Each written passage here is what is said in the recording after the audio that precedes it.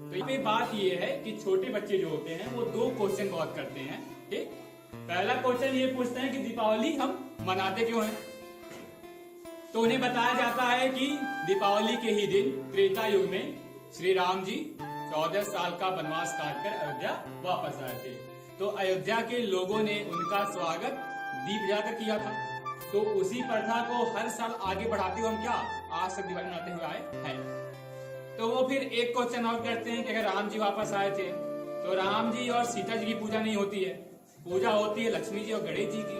ठीक, तो कई बार क्या होता है कि लोग इस प्रश्न का सही जवाब नहीं दे पाते हैं और बच्चे जान ही नहीं पाते हैं कि आखिर दीपावली के दिन लक्ष्मी जी और गणेश जी की पूजा क्यों होती है। ठीक, तो इसी ये जो आपका प्रश्न है इसका आंसर यहाँ पे दिया जाएगा। ठीक, तो देखो दीपावली का दिन जुड़ा हुआ है दो युगों से। पहली कहानी है सतयुग से और दूसरा त्रेता से। तो त्रेता का सबको पता है कि इसी दिन श्री राम जी अयोध्या वापस आए थे वनवास के बाद। ठीक, अच्छा लक्ष्मी जी की पूजा और गणेश जी की पूजा क्या होती है तो कहां जाएंगे हम लोग, पीछे सतयुग में।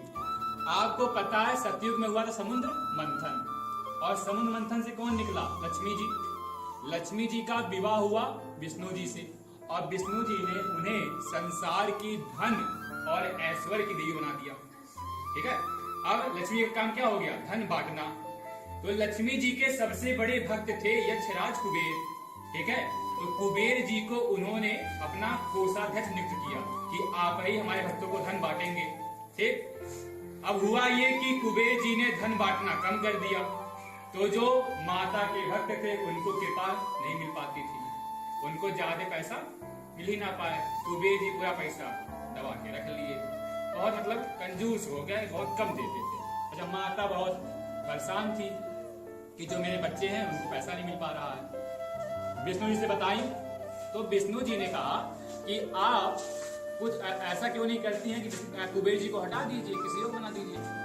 तो माता ने कहा नहीं ये सही नहीं है, क्योंकि कुबेर जी मेरे सबसे बड़े भक्त हैं और उन्हें बुरा लगेगा ऐसा करने में। तो विष्णु जी ने कहा देखिए सबसे बड़े बुद्धिमान हैं देवताओं में गणेश जी। ठीक, तो आप उनकी जो बुद्धिमानी है उसका प्रयोग कीजिए, कुबेर जी के साथ साथ गणेश जी को ही बैठा दीजिए। माता ने कहा ये ठीक है। तो माता ने क्या किया, कुबेर जी के साथ गणेश जी को भी बैठा दिया। तो गणेश जी ने माता से कहा कि माता मेरी एक शर्त है, मैं जिसका भी नाम बताऊंगा उस पर आप कृपा कर देंगे। ठीक, पूछेंगी नहीं कि इस पे कृपा क्यों करनी है और कितना देना है, मैं जितना कहूंगा उतना दे देना है और उस पर कृपा कर देंगे। उसके बाद से गणेश जी लगे खजाना लुटाने, अब पूरा धन ऐश्वर्य की लगी, सोना चांदी लगा खूब लोगों के पास, पूरे भक्त माता के खुश।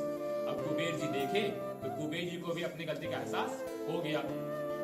तो गणेश जी के इस कार्य से खुश होकर माता लक्ष्मी ने उन्हें वरदान दिया कि जहां पर देखो जहां भी पति के रूप में विष्णु जी उनके साथ नहीं रहेंगे, वहां पुत्र के रूप में उनकी पूजा किसके साथ होगी, गणेश जी के साथ।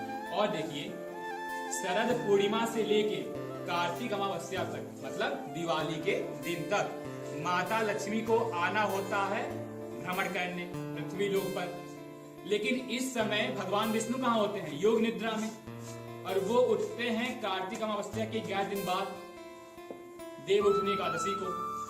ठीक है, तो विष्णु जी कहाँ, योग निद्रा में, माता के लिए आएंगी नहीं। तो साथ में किसको लाती हैं, वो साथ में लाती हैं अपने मानस पुत्र श्री गणेश को। तो यही आपका विधान है कि दीपावली के दिन माता लक्ष्मी और पुत्रवत रूप में उनके साथ गणेश जी की पूजा की जाती